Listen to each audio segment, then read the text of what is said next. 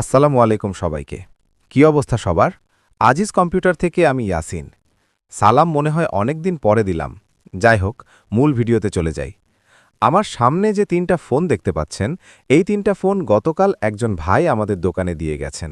৩টার মধ্যে ২টার ডিসপ্লে সমস্যা আর একটা ফোন ছিল একদম বন্ধ। উনি শুধু বলছিলেন, ভাই, ফোনটা ব্যবহার করতে করতে হঠাৎ আর চালু হচ্ছে না। আজকে আমি আপনাদের ওই বন্ধ ফোনটার কাজটা দেখাবো। পুরো ভিডিওটা শেষ পর্যন্ত দেখবেন। ফোনটা প্রথমে চার্জে দিয়ে দেখি, কিন্তু চার্জিং রেট খুবই লো। তখনই মনে হলো সামথিং ইজ নট রাইট। এরপর ফোনটা আমরা চেক করলাম আর দেখতে পেলাম ভোল্টেজ রানিং আছে, মানে বোঝাই যাচ্ছিল ফোনের ভিতরে লাইফ আছে।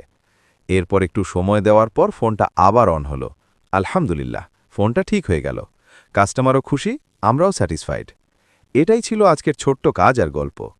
আর একটা কথা পরিষ্কার করে বলতে চাই,